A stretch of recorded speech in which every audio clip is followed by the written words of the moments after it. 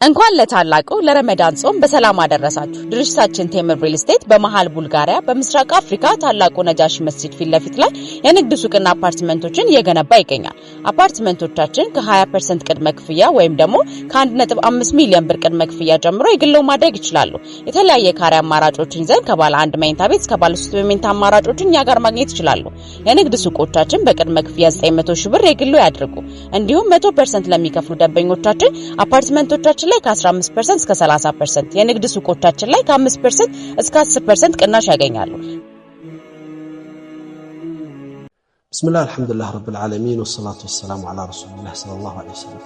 ረመዳን የመጀመሪያ ጊዜያቶች በነበረን ሐለቃ ላይ ዩሱፍን ከረመዳን ጋር ያላቸውን ግንኙነት ሳይቻችሁ ነበር። ዛሬ ሌላ አዲስ ምዕራፍ እኛነታችን አሁን እንድናይ ከሚያደርጉን ረመዳናችን ተጠቃሚነት ከሚያጠናክሩልን አንድ ታሪክ ላይ ለውሳላችሁ።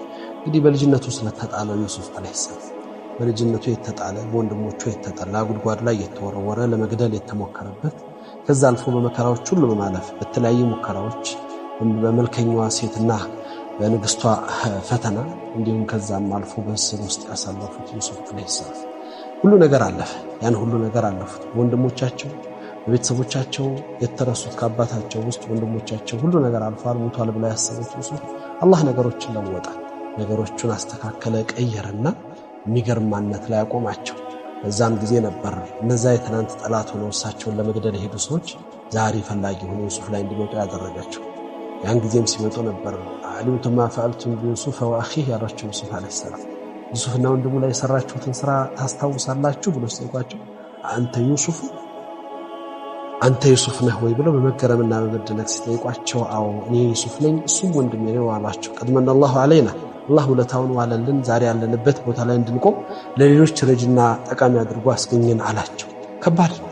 እነዛ የትናንት ጠላት የራስ የሆኑ ወዳጆች የስጋ ወንድሞች ነገር ግን ዛሬ ላይ ደግሞ ጠያቂና ፈላጊ ሆነው መጥተው በውለታ ተንበሽብሸው በይቅርታ ውስጥ ገብተው ያለፉ ግን ዩሱፍ መልእክታቸውን ያስተላልፉ ፈለጉ።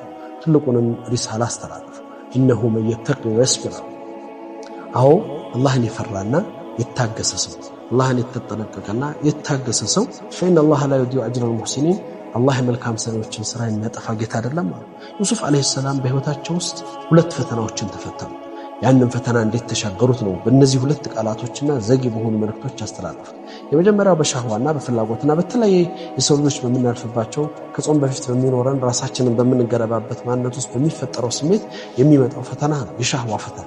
ለዛም ከራሳቸው በተነሳ ስሜት ከራሳቸው በተነሳ ፍላጎት ሳይሆን ከሌላ ጥያቄ በመጣ ራሷን ባዘጋጀች መልከኛ በሆነች ሀብታም ሴት ለሐራም የተጋበዙበትና የተጠየቁበት ፈቃለት ሀይተለክ ተብሎ ዝግጁ ነኝ ተብሎ ሁሉንም በሮች ዘግታ ፈገለቀተል አብዋብ ሁሉንም በሮች ዘግታ ስትጋብዛቸው በወጣትነት ስሜት በወጣትነት ማንነት ውስጥ ያሉት ዩሱፍ ከቤተሰቦቻቸው ለረጅም ጊዜ ራቁት ብዙ ነገር ያላቸው ዩሱፍ አለይሂ ሰላም ያን ጊዜ ነበር ተቅዋ ዋጋ የነበረው። ቃለ መዐዘላህ በአላህ እጠነቀቃለሁ በአላህ እጠበቃለሁ ለዚህ ሐራም ራሴን እጄን አልሰጥም አላህን እፈራለሁ ብለው የአላህን ተቅዋ የህይወታቸው መስመር አደረጉት። እዚህ ጋር ይሄን በር ሲዘጉት ይሄ በር በተቅዋው ለመቆም አሁንም በህይወታችን ውስጥ ብዙ ነገሮችን አላህን ፈርተን የምናቆማቸው ልክ ዛሬ ረመዳን መጥቶ ሐራሙን እንደተው የምንዘጋቸው ነገሮች አሉ።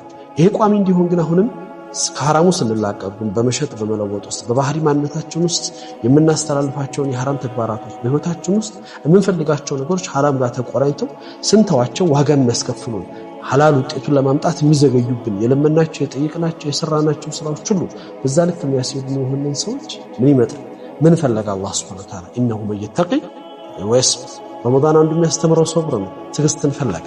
ከተቅዋ በኋላ ነቲጃው ውጤቱን ለማሳመር ያንን ነገር መስበር ዛሬ እኔ ያመጣሁትን የቻይና ዕቃ ቱርክ ነው ብዬ አሳትሜ የአውሮፓ ምርት ነው ብዬ አድርጌ ሲሸጥ የነበረው ሰው አላህን ፈራሁና ወደ ማንነቱ ወደ መሰረቱ ስመልሰው ገበያው ጠፋ። የሚፈለገው ዕቃ አይደለም የሚፈለገው ሌላ ማርክ ነው። ወይኔ እያልኩ ልታገስ የምንችልበትን ነገር ሲፈታተነ ያን ጊዜ ነው ሶብር የሚያስፈልገው። ፈርቻው ቆሜዋለሁ ስታገስ ነቲጃው ያምራል። እኛ ነቲጃን ፈላጊዎች አይደለም ውጤትን የሚያሳምረው አላህ ነው። አላህ ውጤትን አያጠፋም። እዛ ነው ስለፈሩ ስለተጠነቀቁ ስለታገሱ በሁለት ፈተናዎች ተፈተኑ ብያቸዋለሁ። አንደኛው በሻህዋ ነው፣ ሌላኛው ደግሞ በሽዳና በመከራ ውስጥ አልፈው እስር ቤት ገቡ። ለሁለቱም ላይ ይሄኛውን አላህን ፈርተው ይሄኛውን ታግሰው ቆሙ። ያን በማድረጋቸው ውጤቱን አሳመረውና አላህ Subhanahu Wa Ta'ala የንግስናው ከፍታ ውስጥ የሁሉም ነገር ማሳያ ምልክት ውስጥ አድርገው ለሌሎች ውለታ መዋል በሚችሉበት ባህሪያቶች ውስጥ እንዲያልፉ አደረጋቸው። ይሄ ነው የተቅዋና የሶብር ውጤት። ረመዳን ይሄን ማንነት ለመገንባት ነው የሚሄደው። በዚህ መንፈስ ተቅዋውን አላህ ጋር እየፈለግን ሶብሩን እየታገሰን ለውጤት በተዘጋጀን ቁጥር አላህ ነገራቶችን ያሳምርልናል። አላህ Subhanahu Wa Ta'ala ፈርተውት ከሚጠነቀቁት ሰብር አድርገው ውጤትን ከሚጠብቁትና አላህ ባመጣው ውጤት ከሚደሰቱ ሰዎች አላህ ያድርጋል። አላህ የመልካም ሰሪዎችን ስራ የሚያጠፋ አይደለም። ስራቸው ከሚጠፋባቸው ከሚበላሽባቸው እንዳልሆን በመልካም ነገር ላይ እንታገስ እንሶብርላለሁ። بسم الله الرحمن الرحيم الحمد لله رب العالمين والصلاة والسلام على رسول الله صلى الله عليه وسلم. يقول الله سبحانه وتعالى في كتابه العزيز ولا تنسوا الفضل بينكم. يعني القرآن آيات ብዙ ነገር ጋር ይሄድብኛል። ብዙ ነገር እንዳስብም ያደርገኛል። ሐቂቃ ለብዙ ነገሮች መፍትሄ ይመስለኛል።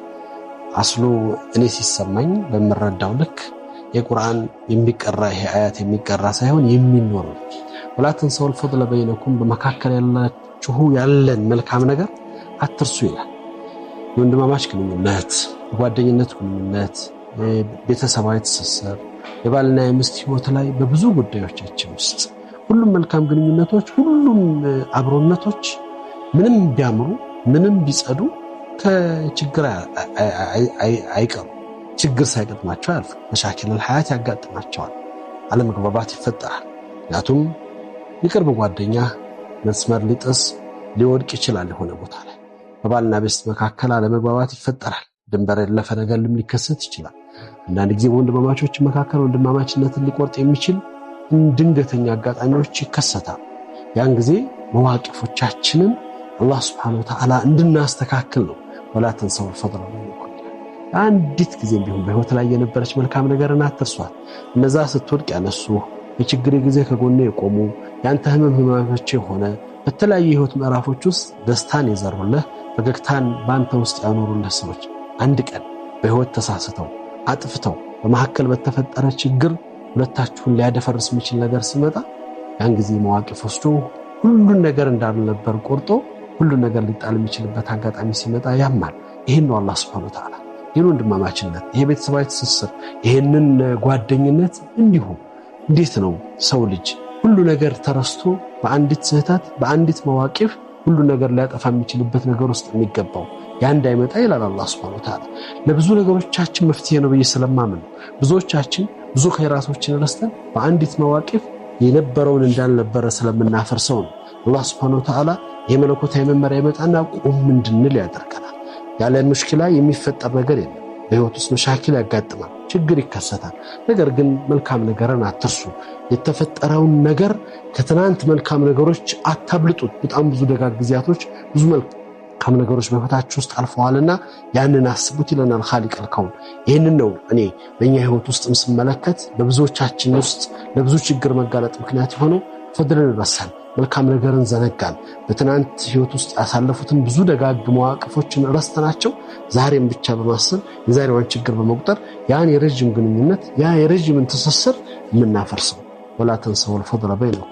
መልካም ነገር በመሐከላችሁ ያለ አትርሱት። ብዙ መልካም ጊዜያቶች አልፈዋል። በዛሬ ስህተት በዛሬ ጥፋት ሁሉ ነገር እንዳልነበር አታድርጉት፣ አታፍርሱት ይላል አላህ Subhanahu Wa Ta'ala።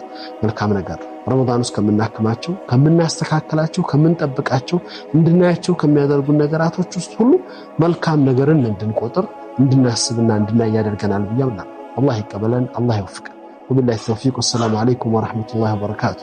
እንኳን ለታላቁ ለረመዳን ጾም በሰላም አደረሳችሁ። ድርጅታችን ቴምር ሪል ስቴት በመሃል ቡልጋሪያ በምስራቅ አፍሪካ ታላቁ ነጃሺ መስጂድ ፊት ለፊት ላይ የንግድ ሱቅና አፓርትመንቶችን እየገነባ ይገኛል።